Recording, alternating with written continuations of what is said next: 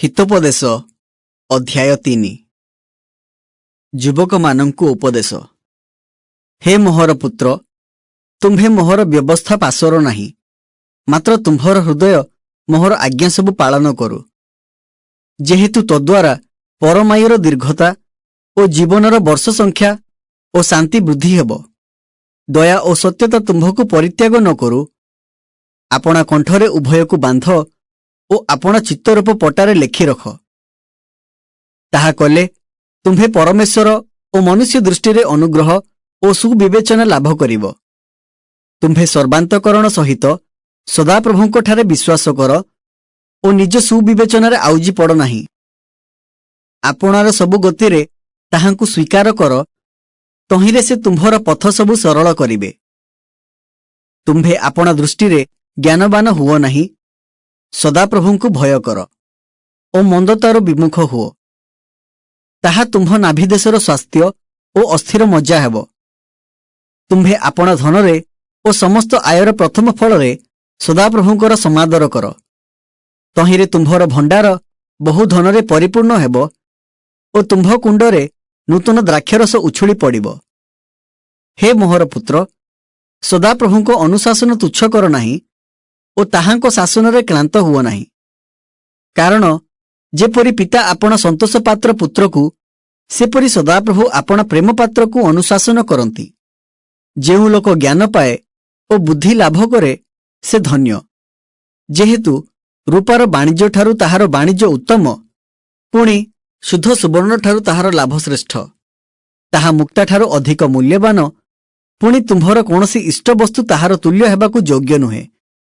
ताहार डाहण हस्तरे दीर्घायु, ताहार बाम हस्तरे धन और सम्मान थाए।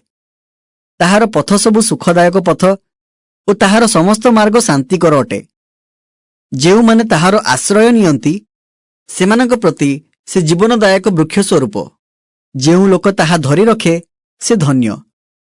सदाप्रभु ज्ञानरे पृथ्वी स्थापन कले, से बुद्धिरे आकाशमंडल सुस्थिर कले।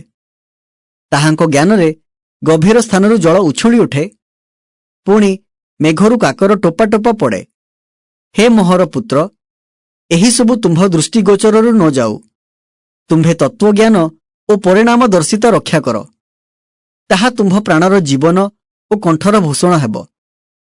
तेबे तुम्भे आपण पथरे निर्भୟରେ चालिब, पुणी तुम्भर चरण झुंटिब नाही। शयन कालरे तुम्भर आशंका हेब नाही। हाँ, तुम्भे शयन करिब और तुम्भर निद्रा सुखजनक हेब। हठात उत्पन्न आशंका को किय बा दुष्टमानंक उपस्थित विनाश को भय कर नाही। जेहेतु सदाप्रभु तुम्भर विश्वास भूमि हेबे, से तुम्भर पाद फांदरु रक्षा करिवे। उपकार करिबार सामर्थ्य तुम्भ हस्तरे थिले उचित दानपात्र मानंकु मना कर नाही। आपण निकटरे द्रव्य थिले जाओ, पुनर्बार आस, आम्भे काली देबा, एहा तुम्भ प्रतिवासी को कुह नाही। तुम्भ प्रतिवासी तुम्भ निकटरे निर्भୟରେ बास करिबारु ताहार विरुद्धरे अनिष्ट चिंता कर नाही। मनुष्य तुम्भर क्षति न कले अकारणरे ताहा सहित विरोध कर नाही। उपद्रवी प्रति ईर्षा कर नाही, पुणी ताहार कौनसी पथ मनोनीत कर नाही। कारण खळ लोक सदाप्रभुंकर घृणापात्र, मात्र सरलाचारी मानंक संगे ताहांकर मित्रालाप थाए।